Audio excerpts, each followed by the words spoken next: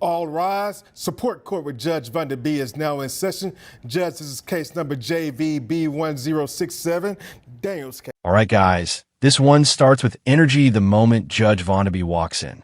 A father dragged into court for child support. Yet the mother is nowhere to be found. And as the judge quickly realizes, this isn't a normal dispute. What's about to unfold is a story of abandonment, struggle, and a man carrying 5 kids alone. The question is, who really deserves support here? Right. To be put on child support, but she's not here. She's never here, Your Honor. She never shows up. All right, so tell me what's going on. Well, you know she brought you here for you to pay child support. So what's going on with you? Here's where things shift. Michael points out she never even shows up. And that's a huge legal red flag. If you bring someone to court for support, you must appear and defend your claim. Her absence already signals instability, but the judge still needs facts. And right now, Michael is painting a picture of full responsibility resting on him. Vehicle saying she was about to come up on some money, and I haven't seen her since, Your Honor. Okay. And I'm taking care of these kids. I got to go to work. I can't, they my kids. I had them, I made them, but... This part hits hard. 5 children, all dropped off in a strange car, and she vanished. Judges look for patterns, and disappearance is a powerful one. Michael isn't just claiming hardship, he's living it daily. Viewers, imagine working full-time and caring for 5 kids alone. Would you even be able to stay afloat? Who was driving the car? Could you see? I couldn't see. You know how it is. No, I don't. Maybe you don't. Tell me what you mean. I mean, these women get with these strange guys, and they give them this false hope, and so she was in some kind of old Cutlass with some 20s on it, and she rode off in the sunset. Haven't seen her since. And all 5 of the kids were in that car? All 5 of them, sitting on each other's laps. This detail shocks the courtroom. Kids stacked on each other's laps, no car seats, no diapers. These aren't minor parenting missteps. They imply neglect. Judges listen for signs of danger, and this moment reveals it clearly. When basic safety isn't met, courts take notice. And here, Michael isn't exaggerating. He's describing survival mode. 2 months. 2 months ago. Have you heard from her at all? Haven't heard from her at all. I sent her some texts when I got the letter about coming to court, but I haven't heard anything since. Okay. Did she tell you? 2 months with no contact. Legally, that matters. Emotionally, it says even more. A parent who disappears for weeks, let alone months, raises bigger questions. Did she abandon custody entirely? Did she intend for him to take over? Judges use these facts to determine long-term responsibility, and Michael's consistency stands out. She did. And then she dropped the kids off, and I haven't seen her since. Okay. So what was the conflict? Like, what happened for you all to get to the point to where she said, I'm going to file child support on you? This is the twist. She threatened child support, then dropped the kids off and disappeared. That's not a custody plan. That's chaos. It shows instability, lack of communication, and zero parental coordination. When a judge sees this pattern, they lean heavily toward whichever parent is providing real daily care. And right now, that's Michael. About $500 a week, but she wasn't satisfied with that. She felt like she should have $2,000 a week, and I just couldn't do it, I couldn't survive off giving her that much money, and, I tried to work it out with her, and then I ended up getting a letter in the mail, which I thought was crazy. Okay. Here we get crucial financial context. Michael was already sending her $500 a week. That's significant support. But she demanded $2,000 weekly, an amount completely unrealistic for a McDonald's cook. The court doesn't reward unreasonable expectations. Support is based on income, not wishes. This moment exposes why the relationship collapsed. Okay. Are the kids on any type of government assistance or anything? No, ma'am, Your Honor. I pay for everything. Okay, you pay for health insurance and everything like that? All of it. All of it. And I work at McDonald's, Your Honor. I can't afford that, 5 kids, McDonald's salary.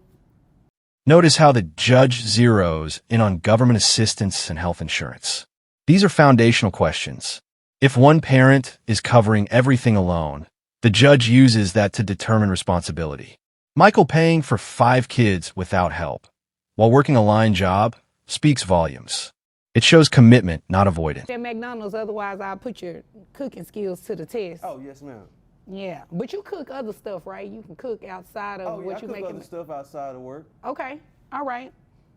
You do like private in-home stuff, so like if me and my husband needed a private chef, no, you could you do and that? Your husband don't want the stuff I cook, Your Honor. What you cook? I'm not at liberty to discuss that in the courtroom right now.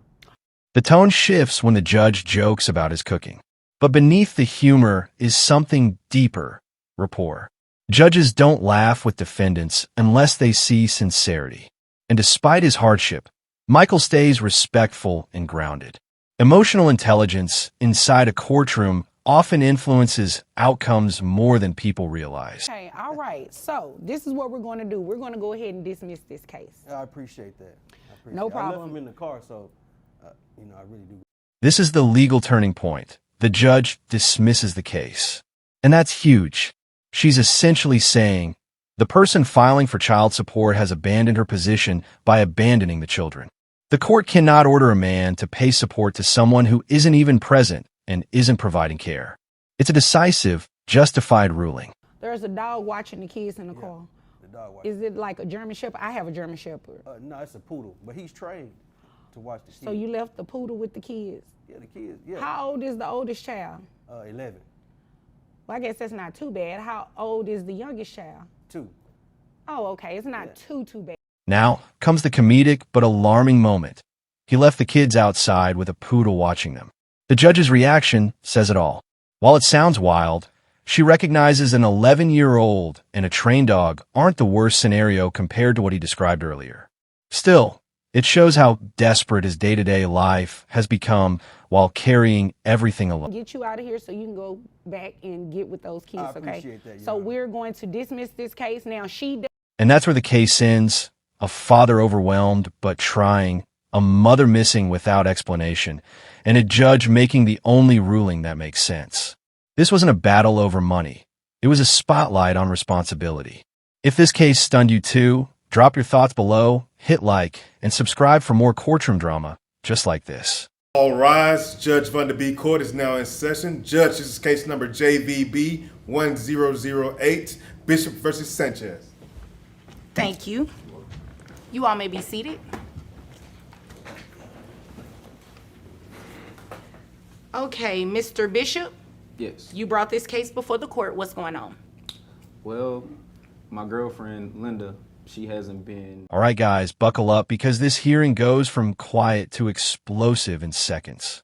We have a father begging for support, a mother who openly admits she didn't even want the child, and a judge who's not letting anyone run from responsibility today. The tension in this room is real, and what happens next will change everything for this 2-year-old's future. Okay, how old is the child? 2 years old. 2 years old. 2 years old. You don't visit with the baby? No, I'm Here's the first shocker. The father isn't just asking for money. He's asking for basic involvement, financial and emotional support. But the mother quickly distances herself, and the judge immediately senses this case is about more than unpaid bills. It's about a child caught between 2 adults running from accountability. What would you do in his place? and so I sleep during the day, so it's really hard to get up and see the child. So, because you have a night job, you cannot. When the judge asks if the mom visits her baby, the truth drops like a hammer. She barely shows up, and the father works nights, sleeping through the day, struggling to balance his responsibilities alone. This moment exposes how broken the co-parenting dynamic truly is. Is this neglect, avoidance, or something deeper? So, do you not think you need to be paying child support to him? No, he makes more money than I do. But he has. Then things take a sharp emotional turn. She admits she never wanted the child, and only agreed because she hoped for a girl. The judge freezes. The courtroom freezes. This isn't just bad parenting. It's a shocking confession that strips away every excuse she tries to lean on. How does gender even enter this conversation? The full responsibility of parenting the child. You're not doing anything. You don't even want the baby. Yeah, if he wanted the baby, he should take care of it then. The judge presses hard. If she rejected the child from day one, why shouldn't she pay to support him now? But the mother doubles down. claiming he makes more money, so she shouldn't pay at all. This is where the judge pivots from patient to firm, reminding her the law doesn't reward him to pay you child support, and you want him to assume the full responsibility of taking care of the child too, because he wanted the child. Well, I didn't want child support. Her profession comes up, an exotic dancer making $4,000 a month, and suddenly she claims she can't be involved because of her job. But the judge calls it out instantly. The issue isn't the work. It's her refusal to be present. This exposes how excuses often hide the real problem. Unwillingness, not inability. Visitation. If she doesn't want to visit with the child, there's nothing I can do to make her do that. However, she will start paying some sort of child support today, okay? Okay. And you understand that? Yes, Your At this point, the judge draws a hard line. If the father is raising the child alone, she won't let the mother walk away from Honor. Okay, you have a problem with that? No, Your Honor. Okay, just making sure. So, at $4,000, financially. The courtroom energy shifts. For the first time, mom realizes she can't opt out of responsibility just because she emotionally checked out. The law doesn't bend for personal preference. a month, I have your net calculated at $3,266.81, which brings your child support amount to, you only have one child. The judge crunches the numbers, $653 a month based on mom's income. This is where the reality of parenthood finally hits her. The court isn't punishing her, it's protecting the child. And sometimes that means forcing a parent to step up even when they don't want to. Okay. Okay. All right. That should be enough for you to cover anything that you need to get for the child. And just so you know, this child is going to grow up, obviously. Start $410 and $420 when health insurance enters the equation. The total jumps to nearly $1,000 a month. You can feel the weight of that number settle in the room. This isn't pocket change. It's the price of ensuring a child's basic needs are met when one parent refuses to participate. You already know what's going to happen, right? Yes, ma'am. What's going to happen? The judge reminds her that children grow and costs rise. School, supplies, activities, everything gets more expensive. And if mom starts earning more, her support will too. It's a wake-up call for anyone who thinks child support stays frozen in time. Kids' lives evolve, and the law evolves with them. I have to pay more. Oh, okay. Long as you understand that. All right. Is there anything further? Clip. Start. 457. End. 503 when the judge asks if she understands the long-term responsibility. Mom gives a quiet yes. But that single word shows a turning point. Less attitude, more reality. She now knows this isn't optional, and the court has made it unmistakably clear. She's accountable whether she wants the child or not. No, Your Honor. Okay. If there's nothing further, you all are dismissed. Okay. And just like that, the case closes. Father relieved, mother stunned, and a judge who made sure the child's needs came first. This hearing wasn't just about money. It exposed emotional wounds, hard truths, and a legal system stepping in where parenting failed. If this moment shocked you too, drop your thoughts below, hit like, and subscribe for more courtroom drama like this. All rise. Judge Vonda B court is now in session. Judge, this is case number JVB 1002, Green versus Green. Thank you. You all may be seated. All right, guys, buckle up, because this case goes sideways fast. A father walks into court convinced he should receive child support, but within minutes the judge dismantles his entire argument. What starts as confusion quickly turns into confrontation, and by the end, even he doesn't know how he ended up on the wrong side of the ruling. This one gets messy, emotional, and downright unbelievable. Going on. I don't have any of my paperwork with me, but basically I need to get child support. I don't have a job right now. Elle's working, but now that we're separated, I recently filed for divorce, so I can't support the... Here's the first shock. He came in without paperwork, no job, and still asked the court to make her pay child support. Judges rely on structure and consistency, and showing up unprepared immediately weakens your credibility. The moment he admitted he was unemployed, the judge already saw the imbalance. Would you walk into court without documentation when the whole case depends on it? This straight. You guys are married. You filed for divorce, Yes, ma'am. and you're seeking child support from her. Yes, that's correct, Your Yes. Judge. Who does these children live with? The kids live with me, Your Honor. They're also at my place on the weekdays. On weekends. They come see you on weekends, okay? Weekends. Okay. Weekends. So you're a non-custodial parent. This is where reality hits him hard. The judge clarifies the legal basics, custodial versus non-custodial parenting. If the kids live with the mother, the law says he pays support. His no, Your Judge moment exposes how unprepared he is. You can feel the tension rise as the judge shifts from explaining to correcting. Should someone be allowed to request support without understanding their own parental status? I just know that, I'm currently, if I don't have a job right now, I can't take care of the kids when they come over. I mean, I can barely Wait afford. a minute. I can barely afford to keep myself in an apartment. You have common sense though, right? I'd like to think my mama gave me common sense. Yes, ma'am. Okay, so then you should understand that if the children are living with her, and just because you're unemployed, that doesn't mean that you shouldn't be paying her child support But- if the children live with her. Yes. Your Judge, how am I supposed to pay? Like, how am I supposed to take care of the kids? If You're Get a supposed job. to get a job. Exactly, get a job. When he claims he can't support his kids because he's jobless, the judge delivers a blunt truth. Unemployment doesn't erase responsibility. What stands out is his expectation that child support rules bend just because he's struggling. The judge pushes him toward accountability, not excuses. At this point, viewers are torn. Do you sympathize with him or see this as avoidance? I can't really find a job in my career because What kind of career do you do? And make this good. I'm a mechanic, but it's hard to do Wait what a I minute. do. You cannot find a job as a mechanic? Yes, Your Judge. What type of mechanic are you? I work on mechanical bulls. It's not very easy for me to get work because right now there's just not a lot of bulls needed in the winter. Now, the comedy meets the courtroom. He reveals he's a mechanic, not for cars, but for mechanical bulls, and suddenly the entire case tilts. His job market is seasonal, unstable, and extremely niche. The judge pushes him toward broader employment options, while he digs deeper into his limitations.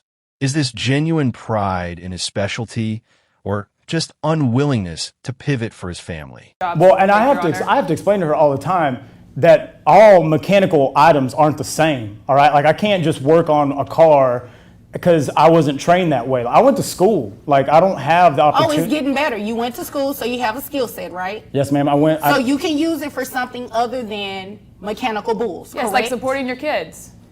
Is that right? Is it yes or no? I don't need all the extra. Yes, I went to school, but no, it doesn't apply. You know what? It doesn't. You obviously came here to waste my time. No, ma'am, I Not- didn't. I just want to take care of my Obviously you kids, did. and Well, I can't you do know that how if I you don't. The judge's patience starts to fade as he insists he can't do anything outside his bull mechanic training. But the judge cuts through. Supporting children requires adaptability, not perfect conditions. Her tone shifts from instructional to stern, a signal that the court sees this as avoidance, not inability. Have you ever seen someone argue themselves into a corner like this? And it looks like you just stopped working in July. Yes, I did. I did quit in July right before I filed for divorce. You quit in July right before you filed for divorce because you felt like you wouldn't have to pay child support. You really thought that she was going to pay it to you. Maybe I'll throw myself on the mercy of the floor of the court here, honestly, because I thought. Then comes the confession. He quit his job right before filing for divorce. To a judge, timing like that screams strategy. It suggests he wanted to reduce income to lower or avoid child support. The moment he admits it, the judge locks in emotionally. This isn't confusion anymore. It's accountability. Do you think he quit for emotional reasons or financial ones? I know how it works. Oh, I'm just saying. obviously I thought she would pay because I mean, like, how much? If Okay, well, kids are gonna be with me, I can't think feed them goldfish. that I can't pay Texas for. Workforce Commission correctly reported your numbers of what you made from January through July. So that's where we're going to base your child support off of. According to that, This part is telling. He actually expected her to pay him. It's a moment of pure misunderstanding of how child support works. The judge stays sharp, reminding him that support follows custody, not personal assumption. You can almost see the disbelief on her face. How many cases get derailed simply because someone assumes instead of learning the law? I do, Your Honor. How much is it? $167 a month. Okay, so this is what we're going to do. I have from that $45,600, I have your gross at $3,800. Excuse me? What's going on here? I'm making my ruling, and you are speaking to someone else that is not a party to this case. Who is that? Just a friend trying to help me out. Okay. Then the friend enters the chat. Literally. He's mid-hearing, mid-ruling, talking to someone off-screen. Judges treat this as disrespect and distraction. And instantly, she asks if that friend is going to help him pay child support. It's a perfect courtroom checkmate. When you're in front of a judge, every action is a statement. So your gross is $3,800, which brings your net to $3,112.11. Yes, grab a Snickers because you're going to be here a minute.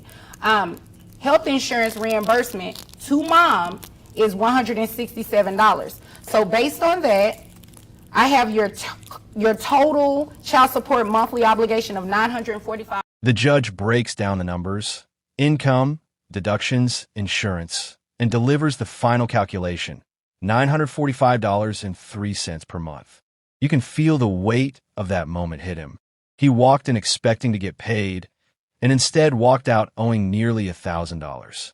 It's a cinematic twist straight out of courtroom reality. Was this a hard lesson or a predictable outcome? $5.03. That's to be paid every month. Thank you, Your Honor. You're welcome. Do you understand? His shock is real. He still doesn't understand how he ended up paying instead of receiving. But the judge keeps it plain. You thought wrong. This is where legal misunderstanding meets harsh reality. And when he asks for job recommendations, the judge fires back with humor, the mechanical bull bar. Even she knows the only way forward is work, not wishful thinking. No, I don't understand because I thought I came in here to receive money, ma'am. Well, you thought wrong, and I just gave you my ruling. So any other questions? I have no questions. I'm good with this. Okay. All right. If there's nothing further, did you have something else? He always has something else. Okay. If you know of anybody hiring, I would love a job. Okay. Well, I think there's a bar that has a mechanical bull. You can go see if they need something done with the bull over there, okay? Thank you, Judge. If there's nothing further, you all are dismissed. And that's where the gavel drops. A man who came in hoping for support ends up learning the structure of custody, responsibility, and income the hard way. This case shows how quickly assumptions collapse when legal definitions take over. If this courtroom twist stunned you too, drop your thoughts below, hit like, and subscribe for more real courtroom drama just like this. All rise. Judge Vonda B court is now in session. Judge, this is case number JVB 1009, Moore versus Davis. Thank you. Recordings of Ms. Moore. Okay. Thank you. You all may be seated. Okay. Miss Moore, Yes, ma'am. you brought this. All right, guys, buckle up because this case hits straight at the heart of modern co-parenting. Two parents who actually agree on custody, yet find themselves in court over one heated question, daycare or not. What starts as a simple dispute quickly turns into a clash of fear, responsibility, and what it really means to raise young children. And as you'll see, the judge wastes no time digging into the truth behind their intentions. And I keep them during the day. Okay. But my job no longer allows me to stay home with them during the day, and I would like for them to go to daycare now during the day, and he does not. Here's where the pressure begins. The mother reveals that her job no longer allows her to stay home, which completely shifts the balance of their original arrangement. Co-parenting works only when life stays stable. But the moment real-world responsibilities change, those old agreements crack. Would staying home still be fair if she no longer can? Oh, okay. It's a nationally accredited daycare. Okay. Okay. That's not bad for two kids. What's your opposition to that? The judge asks the key question. How old are the kids? 2 years and 18 months. Prime developmental ages where routines matter. The mother already found a nationally accredited daycare, and the cost is steep, but not unusual. The unspoken tension here? She's moving forward with a plan, while he's resisting without offering a practical replacement. To go. I was invited, but I don't really want. Now the father steps in with his opposition, but notice something important. He never toured the daycare. He never researched it. He simply doesn't want the kids there. Judges pay attention to effort versus emotion, and right now his argument leans heavily on fear, not facts. If you had the chance to check the daycare, would you skip it? You haven't even had the opportunity, you haven't taken the opportunity to try to do any kind of research. Okay. But the fact that there are germs at the daycare, I mean, that's not a good enough reason why you don't want them in there. I would rather them be with family, people we know. Okay. I mean, that's a valid point. Your Honor, may I say something? Yes. I'm a doctor. And here comes the real issue. Germs. The courtroom goes silent when he claims daycare is too full of germs, as if home isn't. The judge immediately challenges him, because health concerns must be evidence-based, not anxiety-driven. This is the first moment where the father's mindset, not the daycare, becomes the real debate. Built off living room in That's his dramatic. Well, it's not that dramatic. What's dramatic is he wouldn't even show up for this tour at the day. The mother exposes the deeper truth. He's a germaphobe. This isn't about daycare. It's about control shaped by fear. Her frustration is clear. She's saving lives as a doctor while he lives in what she calls a hermetically sealed home. It hits a nerve because co-parenting demands balance. But can balance exist when one parent is ruled by panic? I want to be here. So, I mean, But I'm here. I'm here for the kids, and I would prefer if they weren't in a daycare, if they were at someone, one of our family members, where we can give them special instructions on cleaning and what the children need to stay healthy. well, I definitely Notice the judge's reaction. She doesn't shame either parent. Instead, she focuses on the children, something parents often forget during emotional disputes. The father insists he doesn't want to be here, yet here he is debating control over their daily lives. It raises a simple question. Are these choices really about the kids or about the comfort of the parents? to teach them at home. Not that you can't, it's just you may not have the time to do it. So I don't think that's necessarily a bad idea, but I do think it's a good idea for you to This is a crucial turning point. The judge acknowledges that family care can be beneficial, but she reminds them that learning, socialization, and structure matter, especially at this age. Parents can teach love, but daycare teaches skills and independence. When a judge starts weighing developmental benefits, the outcome is already leaning in one direction. in this type of situation. But what I will do to make sure The judge lays out a fair path. The father must visit the daycare before shutting it down. This is the moment accountability enters the room. No more opinions without evidence. No more fear-based refusals. The judge is telling both parents to step into partnership, not opposition. Would touring the daycare have changed everything sooner? that the children's daycare is paid for month to month. Oh, okay, but now I'm paying for the daycare. And here comes the ruling. Split the daycare cost. No child support, no penalties, just shared responsibility. It's a balanced decision that protects the children's needs without punishing either parent. But this also means the father must financially support a choice he never approved. The tension is rising, and he isn't done fighting. 500. Then no. Okay, well, in that case, This is where the courtroom energy spikes. He argues it's unfair, that she earns 3 times more, and that daycare wasn't his choice. But the judge responds with power. She could calculate child support based on his $62,000 income, and the number would be higher than $500. Suddenly, his resistance collapses. Sometimes, reality hits harder than fear. anything further between either No, of you? Your Honor. Thank you. That'll be all? That'll be all from you? Okay, where you all are dismissed. And just like that, the case closes. No winners, no losers, just a reminder that parenting is about stepping up, not stepping back. The judge's decision forces both parents to share the cost, share the responsibility, and share the future of their children. If this moment stunned you too, drop your thoughts in the comments, hit like, and subscribe for more courtroom drama just like this. Session. Judge, this is the case of the mouse. Thank you. You all may be seated. Is Miss or Mrs. Mouse? It's Miss Mouse. I remarried. Okay. Miss. All right, guys, this one starts off calm, but don't blink because what looks like a simple child support hearing quickly turns into a showdown about income jumps, hidden earnings, and a mother who's tired of carrying all the weight alone.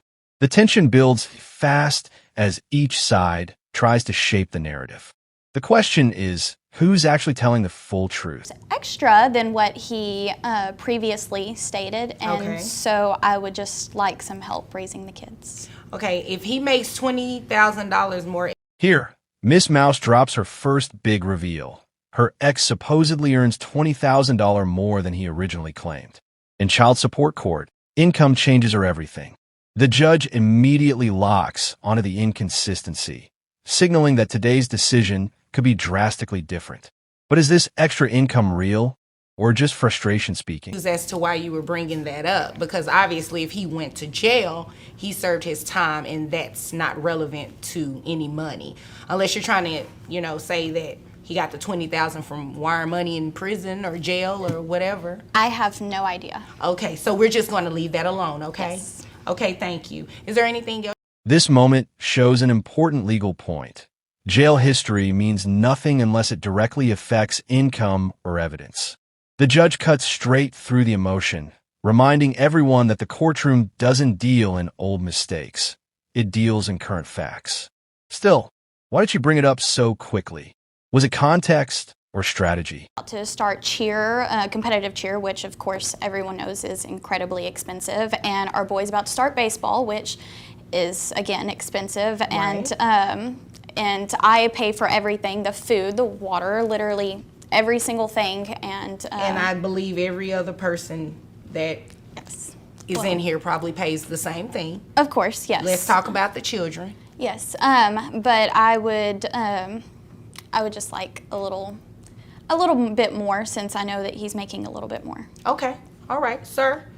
Yes, ma'am. Miss Mouse shifts the focus to health insurance and rising expenses. Cheer, baseball, food, everything. And this is where many parents connect instantly. The everyday cost of raising kids climbs fast. Her tone makes it clear. She's not asking for luxury. She's asking for partnership. But will the numbers back her up? Okay, well, it's not required that she pays for it out of her pocket. It's only required that the children are covered, and you're not doing it, right? Yes, ma'am. All right, so we're not going to throw daggers in here. Okay. You threw a dagger at him, now you want to throw a dagger at her. That's not what this is about. This is strictly about money for these kids. Yes, so ma'am. can we keep it about that? Yes, ma'am. All right, now continue. So I was in jail, and When a father responds, he tries shifting attention to her new husband's income, implying she has financial help. But legally, that's irrelevant. Courts don't calculate support based on what a new partner earns. Only biological parents matter. It's a subtle move, but also a revealing one. Is he deflecting or genuinely confused? Kids with special needs. When I got out and they gave me a job, and I recently got an endorsement to help fund a new gym that we are starting. Okay, now Again, we're getting to the for important children stuff. with special needs. That's great. Yes, ma'am. So you said television the endorsement. Now we hear his story, jail, rebuilding life, and suddenly landing a job helping kids with special needs. The emotional contrast is striking. He paints himself as someone trying to turn things around. But the judge listens closely because good intentions don't erase support obligations. Can redemption and responsibility coexist today? It will be going to our business.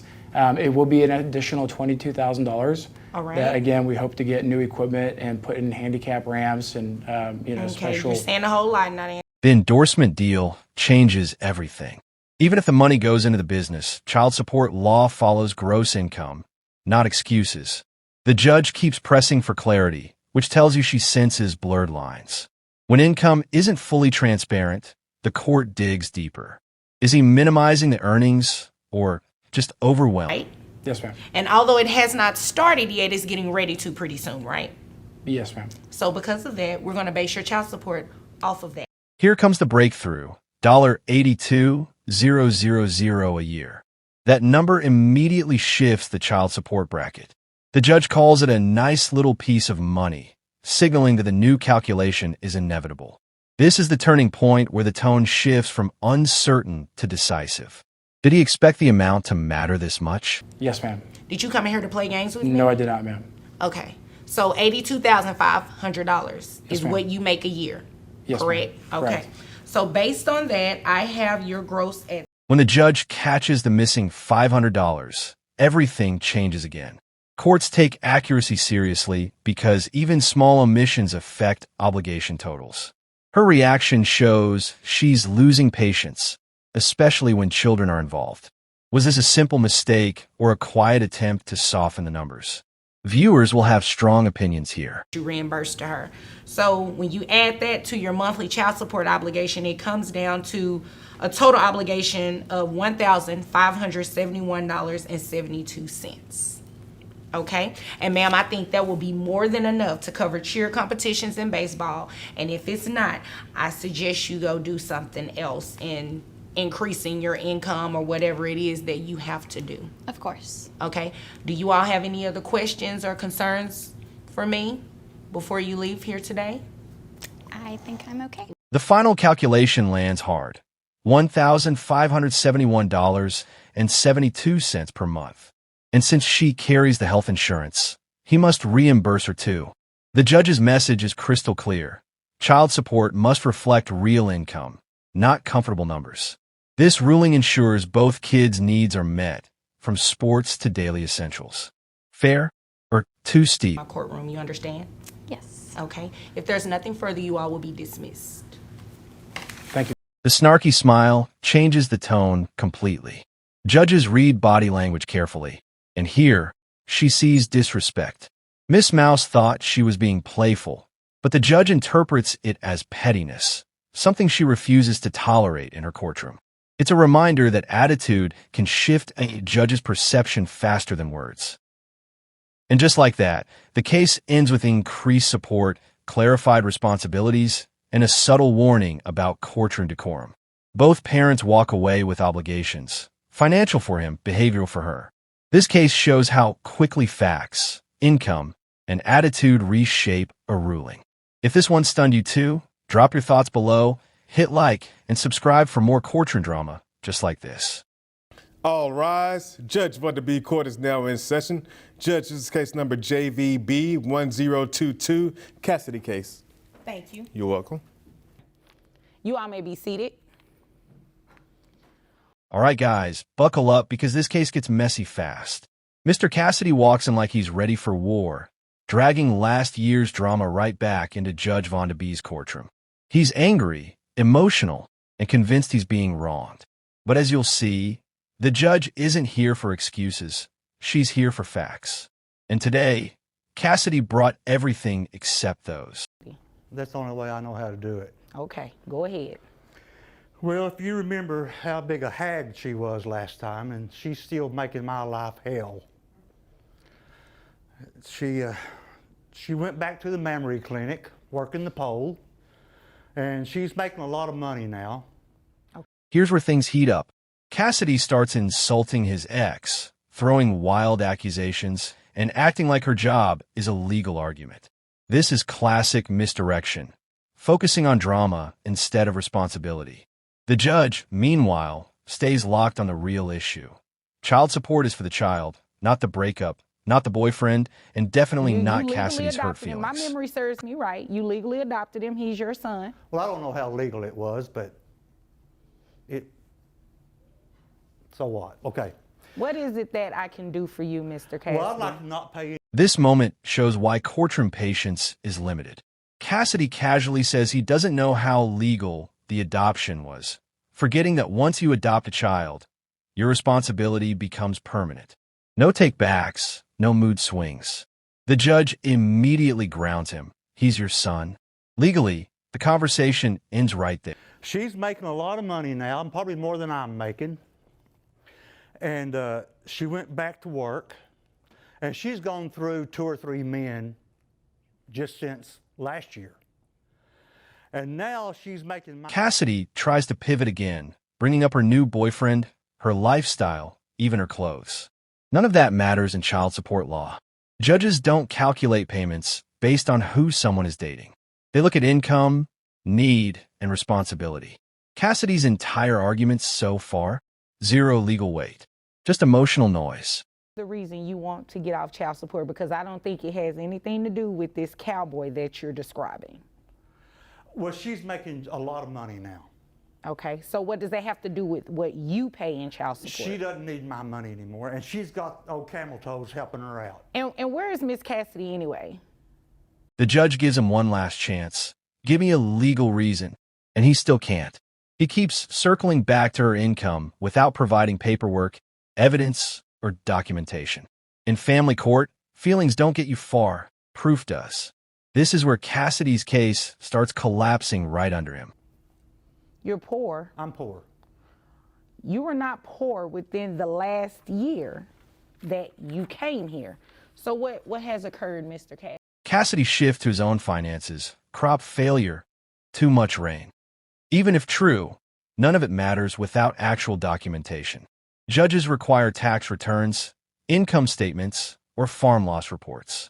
You can't just say you make less. You have to show it. And once again, Cassidy shows up empty-handed. It's not for her. The money is for your son. When you say your son... It is your son, Miss Cassidy. You know what? You obviously came here to waste my time. No, just no, like okay, you let's did start the all last over. time. Okay, no, we're not going to start over because I have... This is a crucial moment. The judge reminds him that child support isn't about supporting his ex. It's about supporting his son. And that one reminder destroys Cassidy's entire argument. He keeps talking about her lifestyle, but the law only cares whether the child is being taken care of and whether the parent responsible is doing their part. Bring to court with you to prove what her income is. Well, she's not going to give me any papers. Okay, What but can you I didn't do find to- anything on her? You know where she works? Yeah. Okay. You haven't tried to talk to her supervisor or anybody to try to find out what her income is? Oh, they're not going to talk. I've been there. Okay. I've seen them throw So the money at- answer then, you don't have anything in court with you today to help support why your child support needs to be reduced, right? There's no... It's a yes or no? No. Okay. So the Here comes the turning point. When the judge asks if he brought anything to support his claim, pay stubs, statements, supervisor records, his answer is simply no. And that's it. Case over. In child support court, the person seeking change carries the burden of proof. Cassidy walked in with complaints instead of evidence, and the judge calls it out instantly. answer is no to your relief. Is there anything further? Yes, I can get it on video. Okay. Well, you don't have the video today, right? No, but I can get it. Okay. So that first answer, I take your first answer is no. And if there's nothing further, you are dismissed. But there is something further. Cassidy suddenly claims he can get video, but courts require legal financial proof, not footage of someone working. Even if she earns income, he still needs numbers, and he doesn't have them. This is where you feel the judge's patience thinning, because now he's trying to build a case on rumors and assumptions. What is it, Mr. Cassidy? It's all under the table. She gets paid cash. Oh, you're saying she gets paid under the table? Yes. Okay. It's all tips. And you brought proof of that with you here today, right? I've been to these mammary clinics. I know how it works. So the answer is no. I don't think there's anything further, Mr. Cassidy. Okay, Judge. Her of working under the table.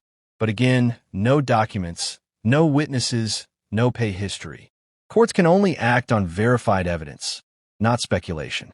This moment shows how many people confuse suspicion with proof. And the judge? She's heard this excuse 1,000 times, and she's It done. was good to see you. What? What? It was good to see you. And when you are ready to bring proof in court to support your case, I will entertain your case then, okay? Well, what kind of proof can I bring? I just explained it to you. I didn't understand, though. I mean, Some there's no type of W-2 proof. forms I can get because it's all under the table. Look, I can't give you legal advice, but whatever you can bring in here to show why you need to be reduced, that's what you need to do. Like video. I think I'm probably going to have my bail. At this point, the judge makes it crystal clear. Bring real proof or stop wasting the court's time. Cassidy asks for legal advice, tries to stretch the conversation, and pushes the judge's patience past the limit. The bailiff is nearly called in. This is the breaking point.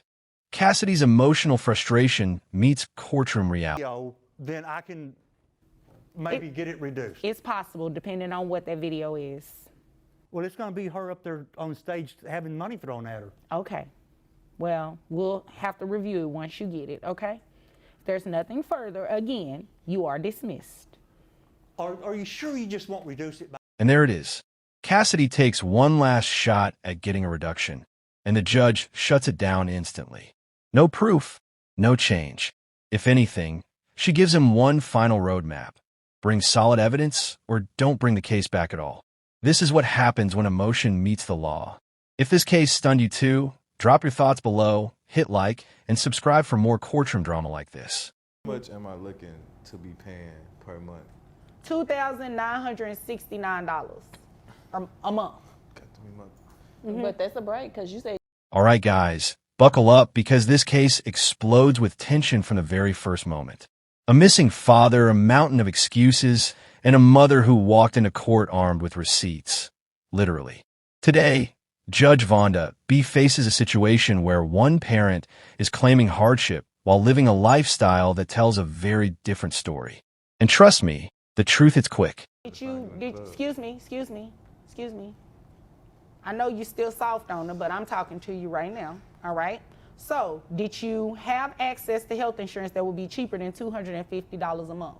Yeah, I guess so. But you have to enroll the children in health insurance within the next 30 days. If you don't do it within the next 30 days and she comes back, you'll be paying her the $250 reimbursement. We'll be back, Judge. No, Okay. We'll be back. Well, that has nothing to do with me. All right. All rise. Support court with Judge Vonda B is now in session. Judge, this is case number JVB1. Here, the judge lays out the first reality check. Nearly $3,000 a month in support, and yet the father still complains. This early moment sets the tone. It shows how courts base payments on income, not vibes, not excuses. And when someone claims they can't afford their kids while flexing elsewhere, the courtroom lens gets sharper. Would you call this fair or reckless? You were served to be here. It looks like he was wanting a reduction in his child support. He actually wrote he had received. Now watch the shift. Mr. Hall filed the petition, begged the court for relief, and then didn't show up. That alone already kills most cases. Judges need the petitioner present to argue their side. His absence isn't just disrespect. It weakens his entire claim. Imagine asking for help and then skipping your own hearing. What does that say about responsibility? Because he did say something, he was a promoter, a rapper or something, right? He a rapper. Okay. He has to wrap himself around the job. But anyway. This is where emotion breaks through. Mom is frustrated, paying for sitters, juggling school drop-offs, and still shows up because she respects the court. Meanwhile, the father, who started the lawsuit, vanished. This contrast matters. Judges read behavior, not excuses. When one parent carries weight alone, their credibility becomes undeniable. Who do you think the judge trusts so far? Okay. All right, so he said he wants a reduction in child support. You know anything about that? Yeah, but I don't think he deserves to get a reduction, Your Honor. So tell me about that. Okay, so last time you told him that he needed to put the kids on medical insurance. Right. He has failed to do so. The kids are still on my medical. Now. Here we see the core allegation. He wants a reduction, but hasn't followed court orders. He didn't get health insurance for the kids, didn't honor visitation, and hasn't stepped into responsibility once. Courts don't reduce support for parents who ignore requirements. If anything, they tighten the terms. This is the moment the whole case flips, proof over promises. The money, but he's just not making the time. Okay. So you have the proof, I'm assuming, to say why his child support shouldn't be reduced. Correct. When she presents evidence, the entire courtroom dynamic changes. Pictures of dental diamonds, flashy upgrades, and luxury choices show a man who isn't broke, just prioritizing image over obligation. Judges don't judge lifestyles, but they do judge financial choices when kids are involved. If you can afford diamonds, how can you not afford health care? Okay. Yes. So in Exhibit A, Your Honor, you see Mr. Hall, and he's gone to the dentist and had diamonds placed in his teeth. Interesting. So, I mean, he has the money. Like, again, he picks and chooses what he wants to do with his money. Okay. And then, so if Exhibit B seals the pattern. Video shoots, promo events, and a lifestyle centered around ambition instead of accountability. Again, nothing wrong with hustling. But courts look at balance. Kids first, hobbies second. This mother isn't arguing from emotion. She's arguing from evidence. And that difference is what wins cases like this. All right. Have you seen him since he had these diamonds on his teeth? No, ma'am, I hadn't seen him. When the judge asks the cost of those diamonds, you can hear the courtroom leaning in. Even without the exact price, everyone knows this wasn't cheap. Parents who claim financial hardship while posting expensive upgrades online often forget. Instagram becomes evidence. Your timeline becomes your testimony. Crushed diamonds cost? No, but I'm pretty sure he paid a good penny for them. I'm sure he didn't put rhinestones in his mouth, so. It could be that, what they call it, that cubic stuff? The shoes, retro Jordans. Another small detail, but a powerful one. Courts don't punish people for buying things, but they do question priorities. If you're behind on child-related expenses, every luxury item becomes a red flag. It's not about the shoes. It's about the message. I choose me over my kids. He's out playing and not helping with the 3 kids, so. Again, I don't feel like it needs to be reduced, because if you could see, I mean, from the pictures and stuff that. Now the real twist. He was performing last night. Paid work. Income that should help his children. Instead, he ignored the court date he himself requested. Judges don't tolerate that. Petitioners must show seriousness. By skipping, he practically dismissed his own case before the judge even said the words. And I'm doing all the parenting and stuff by myself. Again, he didn't. Here comes the legal blow. Dismissal. Since he filed the lawsuit, he must defend it. His absence turns all her evidence into unanswered truth. The judge can't rule for him if he won't show up. But note the warning, he can refile. And if he does, this mother is ready with receipts. Actions have consequences, especially when children are involved. New retro Jordans, but has yet to pay retroactive child support. So, yeah, those shoes can go anywhere from $200, depending on where he purchased them. I'm sure he could have used that money towards the health insurance. Well, if those shoes are that expensive, then yeah. So, I mean. This ending says everything. The judge confirms one key principle. If one parent earns more, the other must file their own petition to adjust support. It's fair, it's consistent, and it keeps the system balanced. And through all this, the mother remained calm, prepared, and respectful, traits that always resonate in court. If this case stunned you too, drop your take in the comments, hit like, and subscribe for more courtroom drama like this.